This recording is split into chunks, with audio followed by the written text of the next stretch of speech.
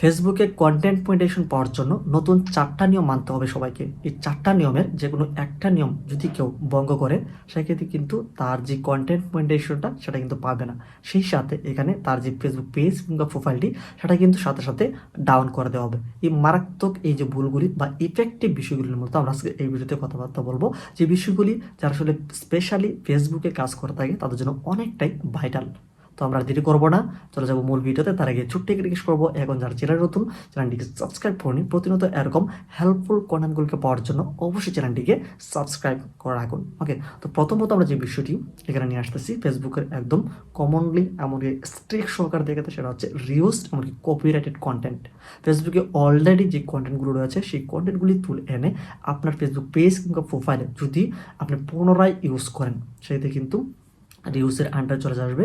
এমনকি ফেসবুক এইটাকে কোনো ক্রমেই প্রাধান্য দেয় না বা ভালো চোখে দেখে না, যার কারণে কিন্তু আপনার সেই ফেসবুক পেজ টোটাল যে পেজটা সেটা কিন্তু ডাউন করে দেওয়া হবে। এমনকি বিভিন্ন রকমের ইস্যু ক্রিয়েট করা হবে, যার কারণে কিন্তু কন্টেন্ট মনিটাইজেশন কখনো এখান থেকে পাবেন না। এটা থেকে বিরত থাকতে হবে। দ্বিতীয়ত যে বিষয়টা হচ্ছে, ফেসবুক এখন খুবই গুরুত্ব সহকারে দেখছে, সেটা হচ্ছে কনসিস্টেন্সি। আপনার ফেসবুক পেজ কিংবা প্রোফাইলে কনসিস্টেন্সি মেনটেন করে আপনি রয়েছে কিনা। তো কনসিস্টেন্সি বলতে এখানে বোঝাচ্ছে আপনি নিয়মিত বা ধারাবাহিকভাবে কাজ করছেন কিনা। তো দেখা যাচ্ছে আপনি এখানে দৈনিক 3টে ভিডিও আপলোড করলেন, কিন্তু তার 5-6 দিন আপনি আপলোড করলেন না, বা এখানে 15 দিন চলে গেল, 15 দিন পরে গিয়ে আপনি আপলোড করতেছেন।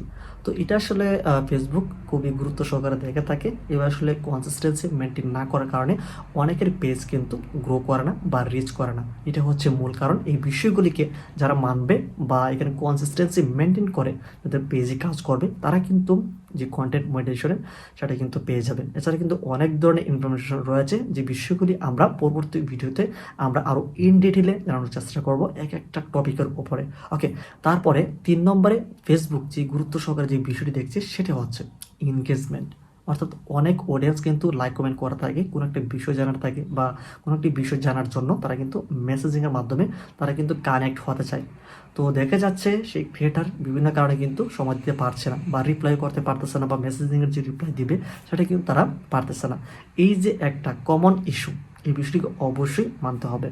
অর্থাৎ ফেসবুকে কাজ করতে হলে তাদের সাথে রেগুলারলি কানেক্ট থাকতে হবে, সেটা হোক কমেন্টের মাধ্যমে, সেটা হোক মেসেজিংয়ের মাধ্যমে।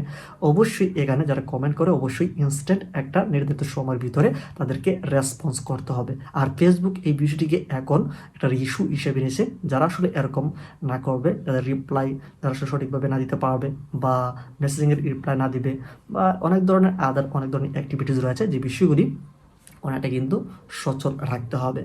এটা একটা খুবই একটা গুরুত্বপূর্ণ। তারপরে 4 নম্বরের সর্বশেষ যে বিষয়টি আমরা নিয়ে আসছি সেটা হচ্ছে ভায়োলেশন। অর্থাৎ কোনো ধরনের কমিউনিটি গাইডলাইন, কমিউনিটি যে রুলস এবং রেগুলেশন রয়েছে, এই বিষয়গুলোকে মেনেই কাজ করতে হবে। অনেক ধরনের হেটফুল কন্টেন্ট রয়েছে, অনেক ধরনের মারামারি, কাটাকাটি, রক্তপাত, এমনকি বিভিন্ন দেশ নিয়ে একটা দ্বন্দ্ব সৃষ্টির যে কন্টেন্টগুলো রয়েছে, এমনকি ধর্ম নিয়ে কথাগুলো রয়েছে, এরকম অনেক ধরনের হেটফুল কন্টেন্ট রয়েছে, যে বিষয়গুলি কোনো ক্রমেই আপনার ফেসবুক পেজ কিংবা প্রোফাইলে দেওয়া যাবে না। কন্টেন্টগুলিকে তৈরি করার আগে বিষয়গুলিকে মেনটেন করে বা ফেসবুকে কাজ করতে হলে ফেসবুকের যেই রুলস এবং রেগুলেশন রয়েছে সেগুলিকে মেনেই কাজ করতে হবে। তো আজকের এই ভিডিওতে যে 4টা আমরা এখানে নিয়মগুলো নিয়ে এসেছি, এই বিষয়গুলি যদি কোনো একটা যদি সে না মানে, সেক্ষেত্রে কিন্তু কন্টেন্ট মনিটাইজেশন তো পাবেই না। টোটাল যে চ্যানেলটা সেটা কিন্তু ডাউন করে দেওয়া হবে। তারপরে এই বিষয়ে ফেসবুক কীভাবে গ্রো করা যায় বা কন্টেন্ট মনিটাইজেশন খুব তাড়াতাড়ি পাওয়া যাবে, এই বিষয়ে কিন্তু আমরা পরবর্তী ভিডিওতে আরও অনেক ধরনের ইনফরমেশন দেওয়ার চেষ্টা করব। সেই জন্য সেই চ্যানেলটিকে সাবস্ক্রাইব করে রাখতে হবে।